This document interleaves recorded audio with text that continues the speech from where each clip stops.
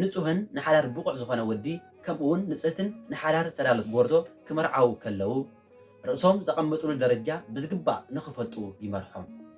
እዚ ድማ መርዓዊሃ ለቤተ ክርስቲያን ናይ ቤተ ክርስቲያን መርዓዊ ብዝተባሃለ ብክርስቶስ ምሳሌ ርእሱ ንኸቐምጥን እታ መርዓት እውን መርዓተ ቤተ ክርስቲያን መርዓት ቤተ ክርስቲያን ዝተባሃለት ብቅድስት ቤተ ክርስቲያን ምሳሌ ጌራ ንርእሳ ከተቐምጥን ይሕግዞም። በስመ አብ ወወልድ ወመንፈስ ቅዱስ አሃዱ አምላክ አሜን። ሰላም ኩልኻትኩም ስድራ እግዚአብሔር ከመይ ኣለኩም ከመይ ፀኒሕኩም? ሃራይ እምበር ሎሚ ድማ ካብ 6 ክሳብ 15 ክፍለ ዘመን ብዛዕባ መስቦ ዝነበረ ግጉይ ትምህርትን ኦርቶዶክሳዊ ትምህርትን ክርኢና እግዚአብሔር ኣምላኽና ምስጢሩን ጥበቡን ይግለጸልና። 3.4 ካብ 6 ክሳብ 15 ክፍለ ዘመን ነዚ ዘመን እውን ካብዛ ኣቐዲምና ከም ዝገበርናዮ ኣብ ውሽጢ እዚ ዘመን እዚ ዝነበሩ ግጉይ ኣረኣያታት ኣቐዲምና ክንርኢ ናይ ግድን እዩ። ቀዳማይ ተጠቃሲ እስልምና ስለ ዝኾነ ብዛዕባኡ ክንርኢ ኢና። ክሳብ 15 ክፍለ ዘመን ምኽፋልና ግና ናይ ፕሮቴስታንት እምነት ቅድሚ ምምስራቱ ዝነበረ ብንጹር ንምግላጽ ብምሕሳብ እዩ። 3.4.1 ብናይ እስልምና ትምህርቲ ናይ እስልምና ሃይማኖት ኣብ መበል 7ይ ክፍለ ዘመን ብመሐመድ ምኽንያት ዝተመስረተ ኮይኑ ብዛዕባ ኒካሕ ወይ ብዛዕባ መርዓ ናይ ባዕሉ ዝኾነ ትምህርቲ ኣለዎ። እዚ ትምህርቲ እንታይ ይመስል ናይዚ ሃይማኖት ሊቃውንቲ ካብ ዝፀሓፍዎም መፅሓፍቲ ብፍላይ ናይ ዶክተር ማሕሙድ ዓሊ ዳውድ መፅሓፍ መሰረት ጌርና ዝተወሰኑ ነጥብታት ኣልዒልና ክንገልጽ ኢና። ብናይ እስልምና ትምህርቲ ሓዳር ግዝያዊ ተደጋጊፍካ ናይ ምንባር ጥበብ እዩ። ክመርዓው ከለዉ እውን ብናይ ክልተ ሰባት ምስክርነት ክፍፀም ዝኽእል እዩ። ፍትሕ እውን ፍቑድ እዩ። እቲ ፍትሕ ኣብ ኢድ እቲ ወዲ እምበር ኣብ ኢድ እታ ጓል ግን ኣይኮነን። እንተኾነ ግና ገንዘብ እንተኸፊላ ብኣ ክፍፀም ይኽእል እዩ። እዚ ድማ ኩልዕ ወይ መዋልቅ ተባሂሉ ይፅዋዕ። ሓደ ሰብኣይ ብወሰን ካልእ ሰበይቲ ክእቱ ዝፍቀድ ኮይኑ ሓንቲ ሰበይቲ ግና ካብ ሓደ ንላዕሊ ሰብኣይ ከተእቱ ክልኩል እዩ። እዚ ኣብ ሱራህ 4:3 ብዮቲሞች እውን ወይ ምምርዓው ብዘይ ምስትኻልኩም እንተፈራሕኩም ዝሙትን ካብቲ ዝተወሰነልኩም ንላዕሊ ምእታውን ፍርሑ ካብ ደቂ ኣንስትዮ ንዓኹም ፅቡቓት ዝኾና ከክልተ ሰለስተ ኣርባዕተ እውን ኣእትዉ ብምባል ተፃሒፉ ይርከብ። ካልእ ተወሳኺት ሰበይቲ ከእቱ ከለውን ነታ ናይ መጀመርያ ወይ ነታ ካልአይቲ ወይ ነታ ሳልሰይቲ ምንጋር ናይ ግድን ኣይኮነን። እንተኾነ ግና ኣብ ሶምን ምስኩላትን ብማዕረ ብዘይ ምፍላይ ሩካቢ ክፍፅም ኣለዎ። ናብ ሓድየን ከዳሉ የብሉን። ሓንቲ እንተኾና ግን ብውሕዱ ኣብ 4 መዓልቲ ክፍፅም ኣለዎ። ሰበይቲ ካብ ኣቦኣን ኣዲያን ገዛ ከይወፀት ገዛ ቀለብን ክዳንን ከይደልየት ሰብኣይ ኣብ ዝጠዓሞ እናኸደ ሩካቤ ምሳእ ንኽፍፅም ክትገብር ከም ትኽእል ብሸሪዓ ይፍቀደላ እዩ። እስላም ንምንታይ ኣወዳት ካብ ሓንቲ ንላዕሊ ከእትዉ ከም ዝፍቀደሎም ከረድኡ ከለዉ ቀዳማይ ናይ ኣላህ ልኡኽ ካብዛ ዓለም ክሳብ ዝፍለዩ ካብ ሓንቲ ንላዕሊ ኣንስቲ ስለ ዝነበርኦምን ናቶም መንገዲ ንምኽታልን። ካልኣይ ከይተመርዓዋ ዕድሚአን ዝኸዳ ዝፍትሓ ኣንስቲ ስለ ዘለዋን እናበዝሓ ስለ ዝመፃን ብዘይ ሰብኣይ ንኸይተርፋ። ሳልሳይ ኣብ ዓለም ቁፅሪ ደቂ ኣንስትዮ ካብ ደቂ ተባዕትዮ ስለ ዝበዝሕ ደቂ ኣንስትዮ ናይ ብዙሓት ኣመናዘር ንኸይኮና ወይ እውን ኣንስቲ ወሰን ከይብለን ክብረን ንኸይትሕት። ራብዓይ ወዲ ተባዕታይ ዕድሚኡ ሙሉእ ክወልድ ስለ ዘይኽእል። ሓምሻይ ጓል ኣንስተይቲ ብተደጋጋሚ ልማድ ኣዴታታ ወይ ወርሓዊ ፅግያ ስለ ዝመፃን ኣብ ግዜ ወሊድ ምስ ደማ ስለ ትፀንሕን ኣብዚ ግዜ እዚ ሰብኣያ ስጋዊ ዕጋወቱ ንኸይተርፎ። ሻድሻይ ናይ ሓደ ደቂ ተባዕትዮ ፍትወት ካብ ዓቐን ንላዕሊ ስለ ዝኾነ። ሻብዓይ ናይ መጀመርታ ሰበይቱ መኻን እንተኮይና። ሻምናይ ሰበይቲ ንነዊሕ ግዜ ዝፀንሕ ሕማም እንተልይዋ ኣብዚ ግዜ እዚ እቲ ወዲ ስለ ዘይክእል። ታሽዓይ ብዙሕ ውሉድ ንምውላድ። 10ይ ናብ ካልእ ሃገር ዝኸይድ እንተኮይኑ ወይ ሰበይቱ ሒዙ ክኸይድ ዘይክእል እንተኮይኑ። 11 ሓደ ምስ ሰበይቱ እንተተፃልዩ።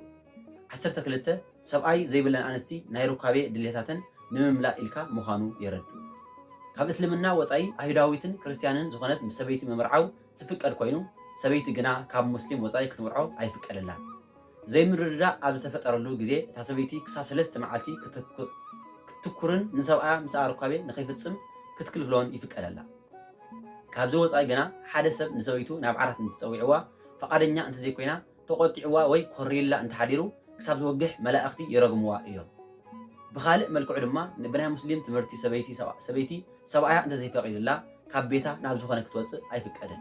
እዞም ኩሎም ትምህርታት ሓደ ጥዑይ ኣእምሮ ዘለዎ ሰብ ክፈርዶም ዝኽእሉ ስለ ዝኾኑ ነዚ ንምትንታን ግዜ ምጥፋእ ኣይድልን።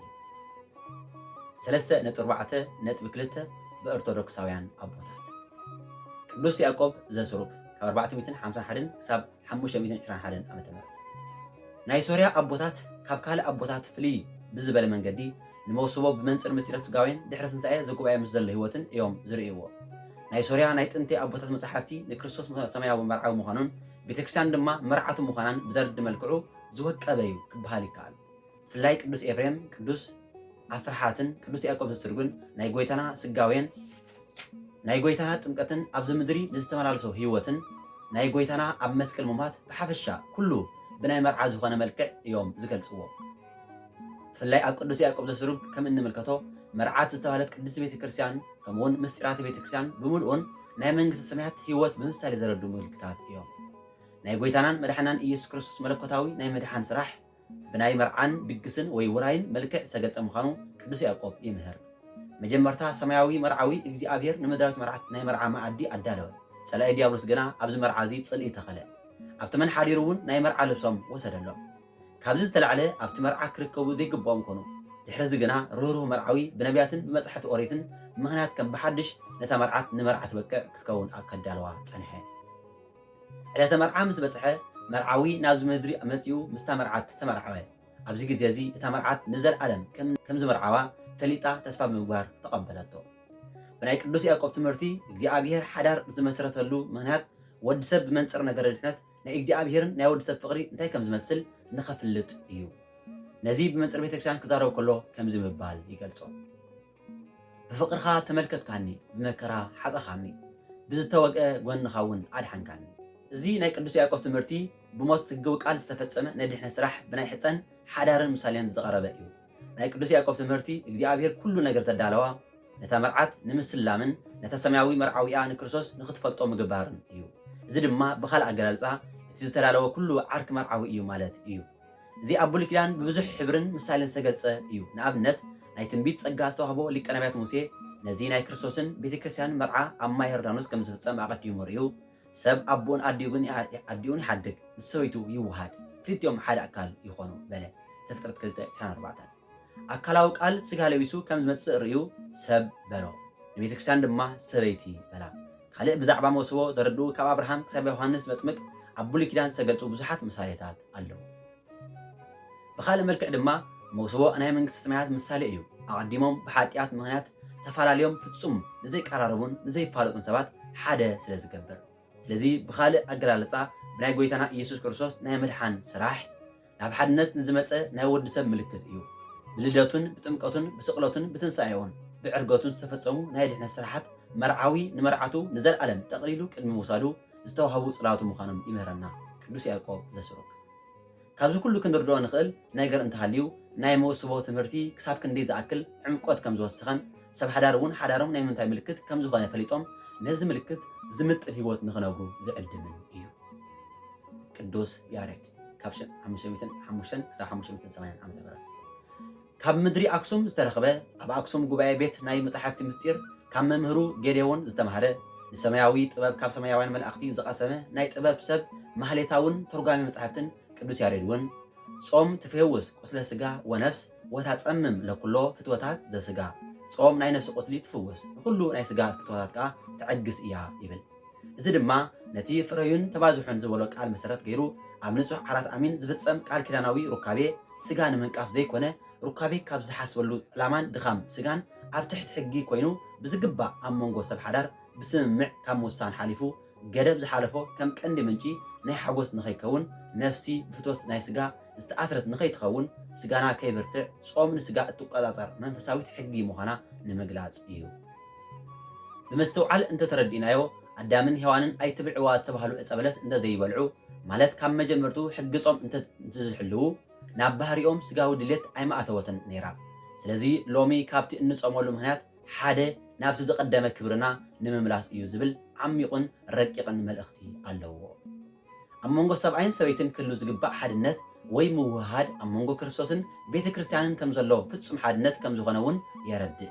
ነዚ ድማ መርዓውን ናይ ቤተ ክርስቲያን ርእስን ዝኾነ መድሃኒ ዓለም ክርስቶስ ተወልደ መድህን ክብረ ቅዱሳን መርዓዊሃ ለቤተ ክርስቲያን ናይ ቤተ ክርስቲያን መርዓዊ ናይ ቅዱሳን ክብሪ ዝኾነ መድህን ተወልደ ብምባል ይገልጾ። መርዓትን ብቅድስናኡ ናብ ቅድስና ዝፀውዐት ቅድስት ቤተክርስቲያን ድማ ክብራ ንዝኾነ መርዓውያ ብኸመይ ከም ትመልከቶ ክረድእ ከሎ ትወድሶ መርዓት ቤተክርስቲያን እንዘትብል ወልድ ሆየ ሊተ ወረደ ውሰገነት ሃበ ጽጌያት ይብለና። እዚ ናይ ሊቁ ኣገላልፃ መርዓውነትን መርዓትነትን ዝተቐመጠሉ ዓብይ ናይ ሓድነት ናይ ክብሪ ዙፋን ከምኡውን ኣብ መንጎኦም ዘሎ ርክብ ዘርኢ እዩ። ናይ ቅዱስ ያሬድ ትምህርቲ ንጹህን ንሓዳር ብቑዕ ዝኾነ ወዲ ከምኡውን ንጽህትን ንሓዳር ተዳለት ጎርዞ ክመርዓው ከለው ርእሶም ዘቐምጥሉ ደረጃ ብዝግባእ ንኽፈጡ ይመርሖም። እዚ ድማ መርዓዊሃ ለቤተ ክርስቲያን ናይ ቤተ ክርስቲያን መርዓዊ ብዝተባሃለ ብክርስቶስ ምሳሌ ርእሱ ንኸቐምጥን እታ መርዓት እውን መርዓተ ቤተ ክርስቲያን መርዓት ቤተ ክርስቲያን ዝተባሃለት ብቅድስት ቤተ ክርስቲያን ምሳሌ ጌራ ንርእሳ ከተቐምጥን ይሕግዞም። ብእምነት ኣብ ዝመስረትዎ ኣብ ክቡር ሓዳር ኣብ ዝነብሩሉ እውን ዘለዎም ሓላፍነት ክሳብ ክንደይ ከም ዝኾነን ሰብኣይ ንሰበይቱ እንታይ ከም ዝብላን እንታይ ከም ዝገብረላን ሰበይቲ እውን ንሰብኣያ እንታይ ከም እትገብረሉን እንታይ ከም እትብሎን ካብዚ ምስጋና ብቑንዕ ልቢ ምርዳእ ይከኣል። ኦርቶዶክሳዊ ሓዳር መግለፂኡ ቅድስና እዩ።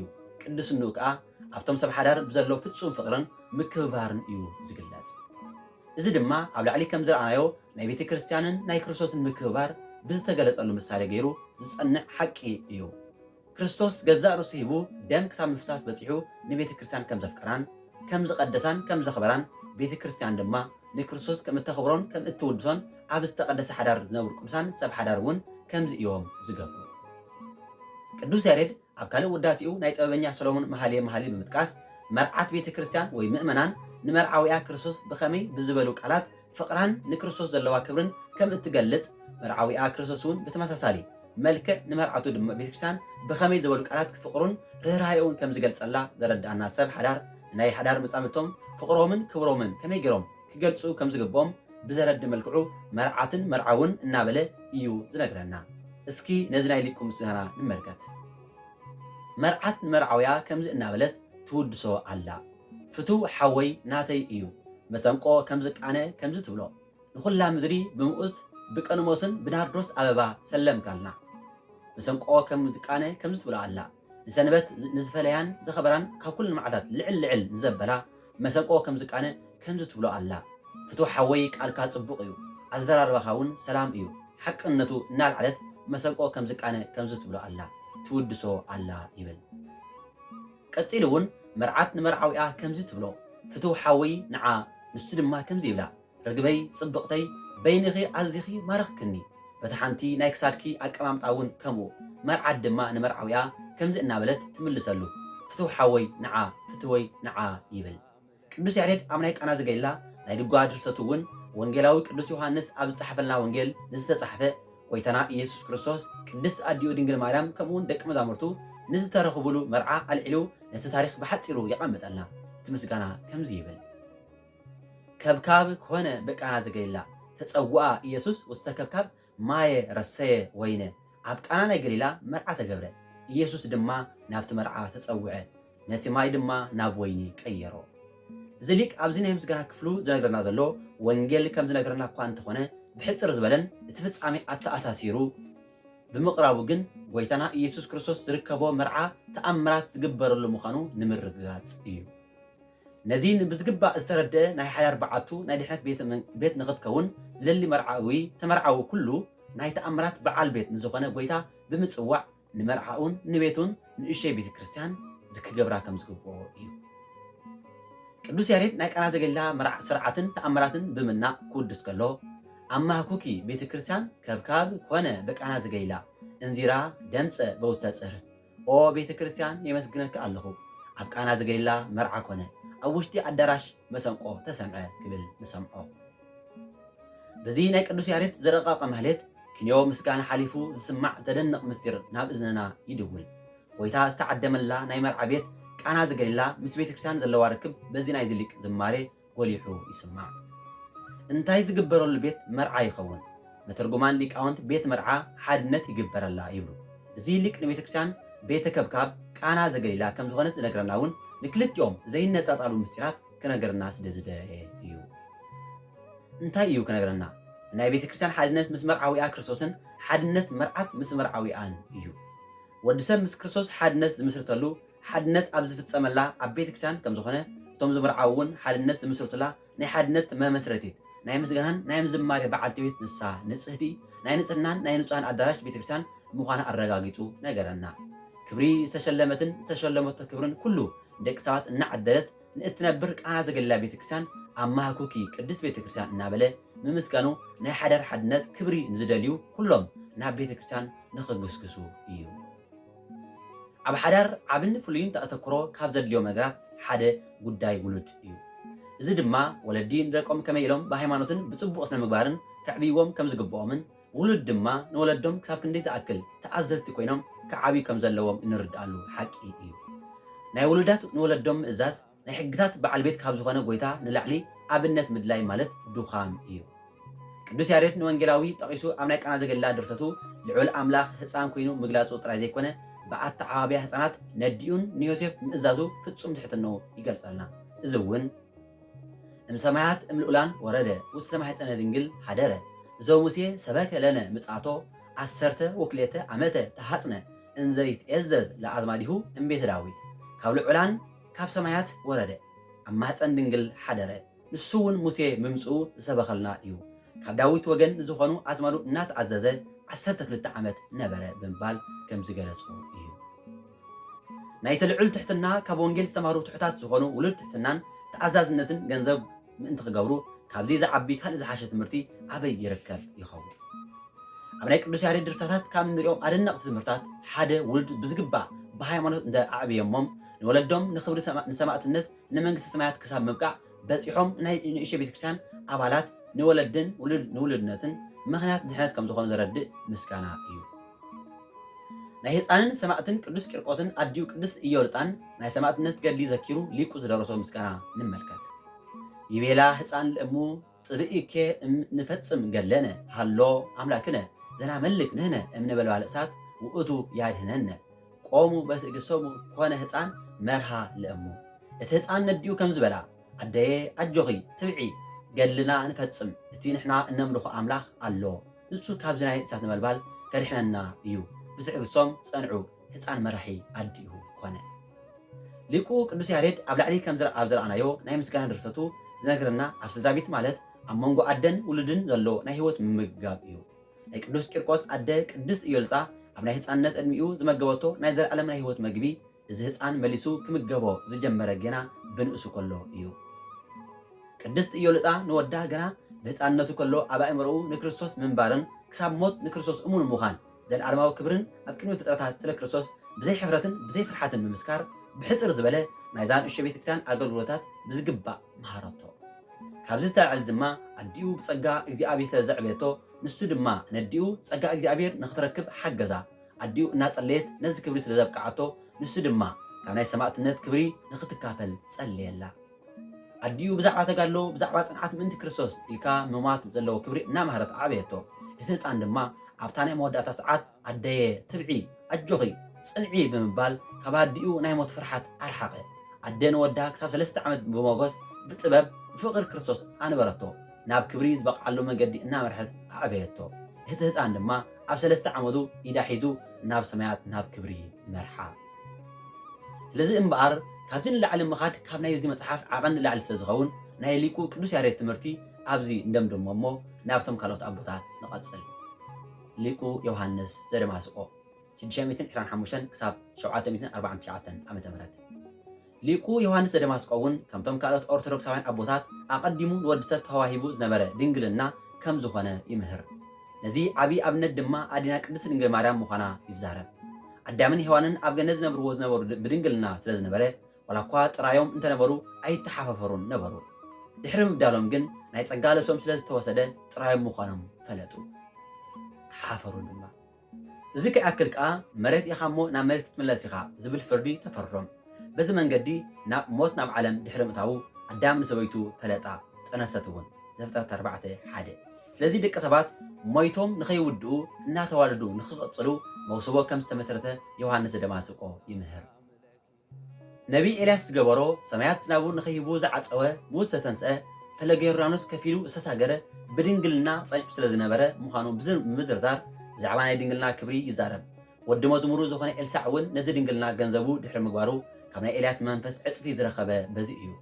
ሰለስቱ ደቂቅ ካብ እሳት ባቢሎን ንላዕሊ ሓያላን ዝኾኑ ነቢ ዳንኤል ካብ ኣናብስት ንላዕሊ ዝሓየለ ዝኾነ በዚ ናይ ድንግልና ህይወት ጸኒዖም ብምንባሮም እዩ። ናይ ድንግልና ህይወት ናይ ረቀቕቲ መላእኽቲ ህይወት እዩ። ዮሃንስ ዘደማስቆ ብዛዕባ ክብሪ ድንግልና ክሳብ ክንዲ ዝኣክል ክምህር ከሎ ግና ንሓዳር ብምቅላል ከም ዘይኮነ ይዛረብ። ሓዳር ጎይታ ባዕሉ ኣብ ቃና ዘገሊላ ተረኺቡ ከም ዝባረኾ ክቡር ዓራት ኣሚን እውን ንጹህ ምዃኑን ከም ዝመሃረ ኣልዒሉ ንድንግልና ምኽባር ንሓዳር ምቅላል ከም ዘይኮነ ይምህር። ኣዳምን ሔዋንን ናይ ድንግልና እምበር ናይ መውስም ውፅኢት ኣይነበሮን ዝብል ቅዱስ ዮሃንስ ንድንግልናን መውስሙን ከነጻጽሮም ከዓ ከምዚ ይብል። መላእኽቲ ካብ ደቂ ሰባት ንላዕሊ ክቡራን ልዑላን ከም ዝኾኑ ከምኡውን ናይ ድንግልና ህይወት ካብ ሓዳር ንላዕሊ ልዕል ዝበለ እዩ። እንተኾነ ግና ብዛዕባ መላእኽቲ ዝዛረብ ንምንታይ እየ?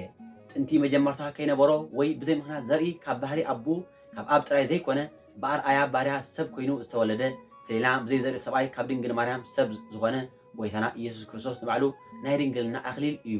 ባዕሉ ብገዛእ ርእሱ ሓቀኛ ዝኾነ ድንግልና ገሊጹ እዩ። ወሲኹ እውን ናይ ሓዳር እቲ ቀንዲ ጥቕሙ እንታይ ከም ዝኾነ በዚ ድርሳኑ ከረድእ ከሎ ናይ ብሓቂ ብሕጉ መሰረት ውሉድ ምውላድ ጽቡቕ እዩ። ካብ ጠንቂ ዝሙት ዝሕሉ መወስቦ እውን ጽቡቕ እዩ።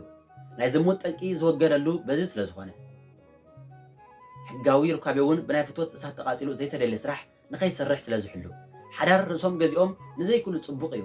ናይ መንፈስ ቅዱስ ፍረታት ዝበዝሕን ንእግዚኣብሔር ናይ ፀሎት መስዋዕቲ ክንስውእ ዝገብረና ድንግልና ግና ዝበለፀ ጽቡቕ እዩ ይብል ቅዱስ ሳዊሮስ ዘእስሙናይን 920 ክሳብ 987 ዓመተ ምህረት።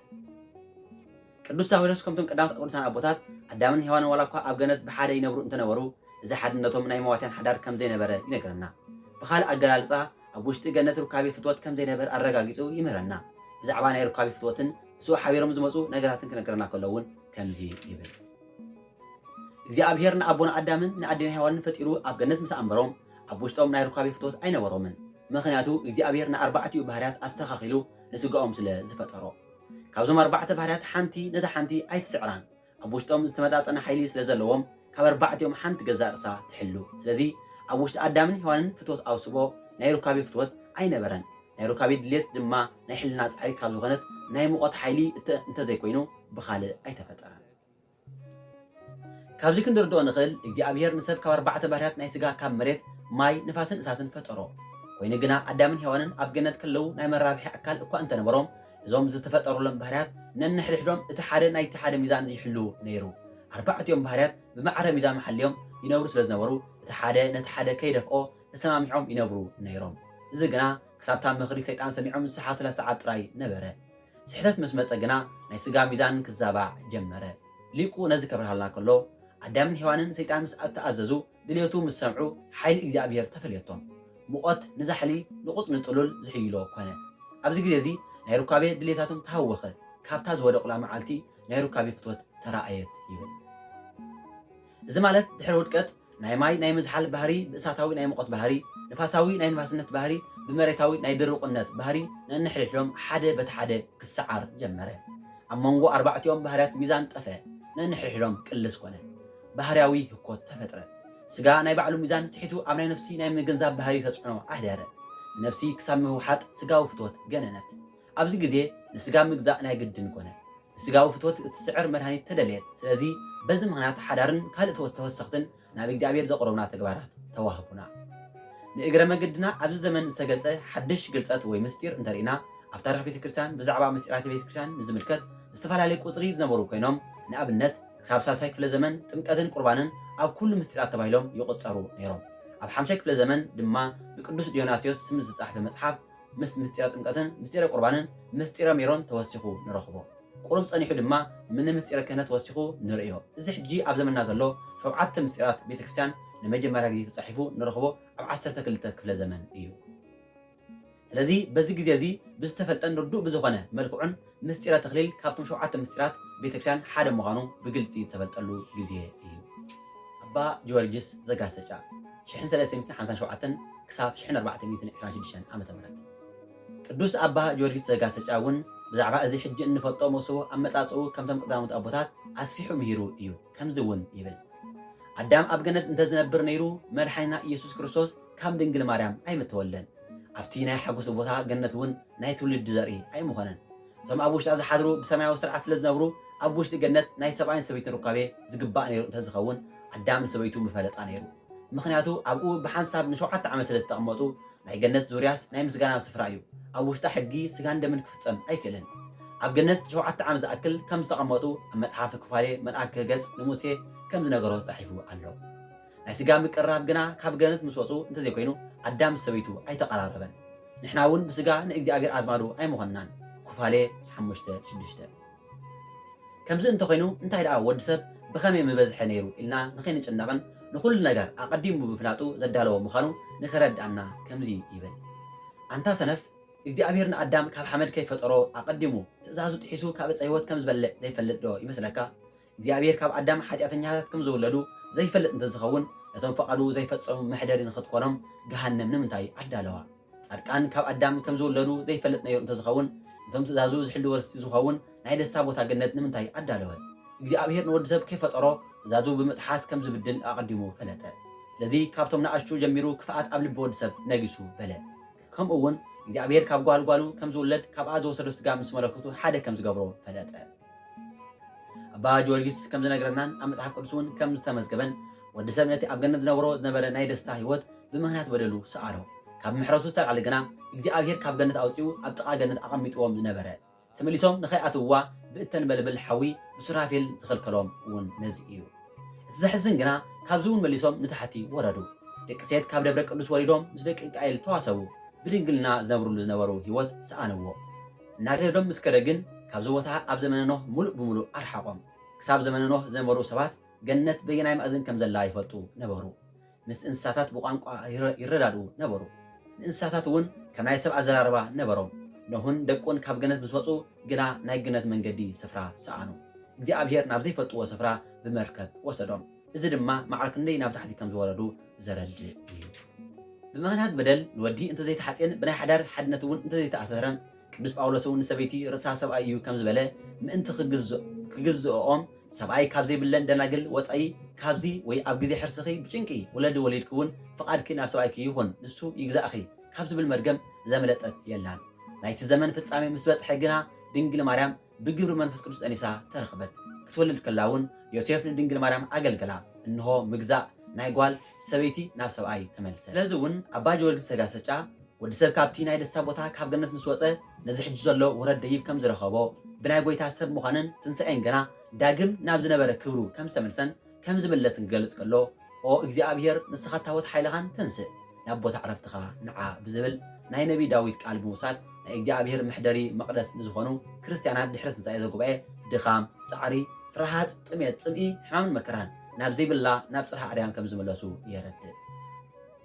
ናብዚ ሰማያዊ በዓል ድልው ዝገብሩ ክልተ ናይ መርዓ ኣልባስ ከም ዘለው ዝነግረና ኣቦና ኣባ ጊዮርጊስ እቲ ቀዳማይ ንክርስቶስ ኣብነት ገይሮም ዝኸዱ ስጋዊ ደማዊ ፈቓዶምን ጾሮምን ኣጥዮም ብስጋኦም ናይ መላእኽቲ ትግሃት ገንዘቦም ዝገብርሉ ንሰማያዊ መርዓ ፈትዮም ናይዚ ዓለም መርዓ ብዝነዓቑን ዝተመርፁ ደናግል መነኮሳት ባሕታውያን እውን ብፅንዓትን ብትዕግስትን ዝጓዓዝሉ መንገዲ እዩ እቲ ካልኣይ መንገዲ ድማ ናይ መኣሰባን ማለት ናይ ሓዳር መንገዲ እዩ በዚ መንገዲ እናተጓዕዙ ሰብኣይን ሰበይትን ሓደ ኣብ ዝኾነሉ ሓድነቶም ኣብ ደቆም ግልፂ ኮይኑ ይርአ ድሕርዚ ደቆም ብስግኦም ናይ ኣቦኦም ብነፍሶም ናይ ኣዲኦም ስለዘይበሃሉ ወይ ብነፍሶም ናይ ኣቦኦም ብስግኦም ናይ ኣዲኦም ስለዘይበሃሉ ናይ ክልቲኦም ስጋን ደምን ዓፅምትን ጅማትን ነፍስን ናይ ህይወት እስትባትን ተዋሂዶም ወዲ ይኹን ጓል እግዚኣብሔር ብዝዓደሎ ፀጋ ሓደ ህፃን ስለ ዝኸውን ኣባ ጊዮርጊስ ብካልእ መልክዑ ናይ ሰብኣይን ሰበይትን ርካቤ ቅዱስ ወንጌል ናይ ምስማዕ ምሳሌ ምዃኑ የረድእ ደቂ ጥምቀት ምእመናን ቅዱስ ወንጌል ኣብ ሰምዕሉ እምነት ጠኒሶም ምግባር ስለ ዝወልዱ ከምዚ በለ ሰብኣይን ሰበይትን ኣብ ቤቶም ኮይኖም እንተጸልዮም ናይ ኣምላኽ ምስጋና ንኸይቋረጾም ጽቡቕ ግብሪ ምዃኑ ዘረድእ ኣባ ጊዮርጊስ እንተኾነ ግና ንገዝኦም ናይ ቤተ ክርስቲያን መተካእታ እንተገይሮማ ግን ካብቲ ሃዋርያት ጉባኤ ዝተፈልዩ ከም ዝኾኑ ይነግረና እቲ መርዓዊ ብዘይካራ ዝስዋዕ እታ መርዓት ናይ መርዓዊያ ስጋ ንኽትበልዕ ዝፅዋዓ ደቂ እውን ብናይ ኣቦኦም ስጋ ዘዕብዮም ሊቀ ካህናት ዘሎ ኣብ ቤት መቕደሱ ስለ ዝኾነ ብተወሳኺ ካህናት ኣብ ቤት ምእመናን ንምምሃርን ማይ ድጋም ወይ ጸሎት ብዝተገብረሉ ማይ ንኽነፅጉ ኣብ ዝዛወሩሉ ግዜ ኣብ ቤት ምእመናን ዝጽልይዎ ጸሎት ዘቤት ቤት ዝብል ናይ ጸሎት መጽሓፍ ኣዳልዮም ኣለዉ እዚ መጽሓፍ ካህናት ንምምሃርን ማይ ድጋም ንኽነፅጉ ኣብ ዝዛወሩሉ ግዜ ኣብ ሰዓቱ ዝጽልይዎን ኣብ ቤት ምእመናን ዝበፅሕዎን ናይ ጸሎት መጽሓፍ እዩ ተባሂሉ ይእመን ምስዚ ዝተተሓሓዘ ብሓፈሻ ኣብ ማእከላይ ክፍለ ዘመን ኣብ ኢትዮጵያ ቤተክርስትያን ናይ ቤተሰብ ትምህርቲ በቶም ኣብ ቤተክርስትያን ዘገልግሉ ካህናት ይወሃብ ከም ዝነበረ ነስተውዕል ኢና ካህናት ንደቆምን ኣብ ከባቢኦም ዝነብሩ ውልዳት ይምህሩ ነበሩ ናብ ጳጳሳት ወሲዶም ናይ ዲቁና ማዕርግ ምስ ኣውሃብዎም ድሕዚ እውን ዝተደላደለ ናይ ቤተክርስትያን ትምህርቲ ንክመሃሩ ኣብ ከባቢኦም ኣብ ቀረባ ዝርከብ ገዳም ይልእኽዎም ነበሩ። ኣባ ጀወርጅስ ዘጋስጫ ብትምህርቲ ዝወለድዎ ሃፀይ ዘርዓ ያዕቆብ ኣባ ጀወርጅስ ዘጋስጫ ብትምህርቲ ዝወለድዎ ሃፀይ ዘርዓ ያዕቆብ ድማ ኣብ ዘመኑ ነዚ ኣደላዲሉ ምእመናን ቀዳምን ሰንበትን ናብ ቤተክርስትያን መፂኦም ኣምልኾተ እግዚኣብሔር ንክፍፅሙን ትእዛዛቱ ንክመሃሩ ይእዝዝ ነይሩ። ምናልባት ነቶም ኣብ ቀረባ ዘይኮይኑ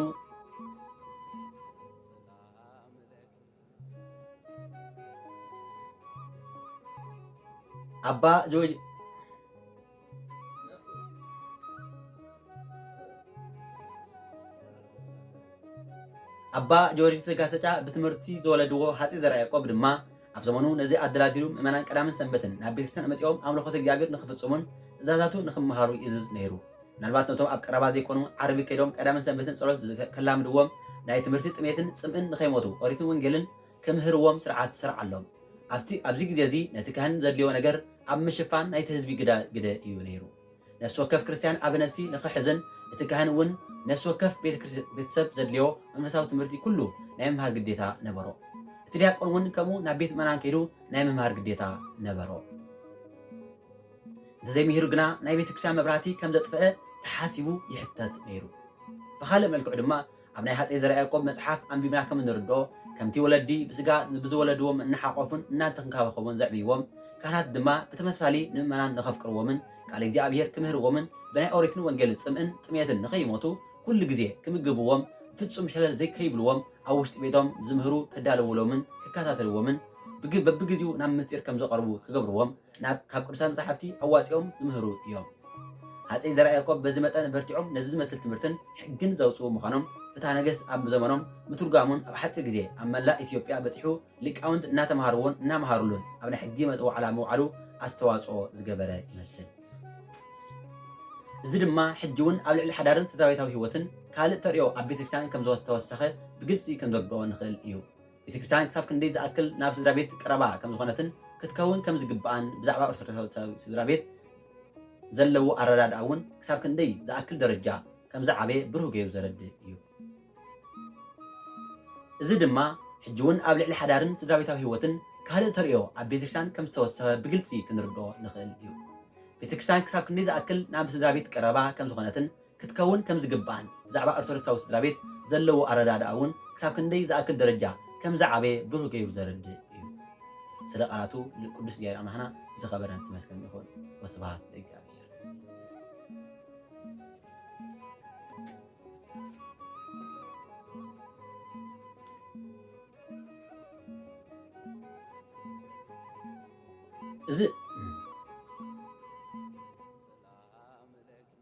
እዚ ድማ ሕጂ እውን ኣብ ልዕሊ ሓዳርን ስድራቤታዊ ህይወትን ካልእ ተሪኦ ኣብ ቤተክርስትያን ከም ዝተወሰኸ ብግልፂ ክንርድኦ ንኽእል እዩ። ቤተክርስትያን ክሳብ ክንደይ ዝኣክል ናብ ስድራ ቤት ቀረባ ከም ዝኾነትን ክትከውን ከም ዝግባአን ብዛዕባ ኦርቶዶክሳዊ ስድራ ቤት ዘለዎ ኣረዳድኣ እውን ክሳብ ክንደይ ዝኣክል ደረጃ ከም ዝዓበየ ብሩህ ገይሩ ዘረድእ እዩ።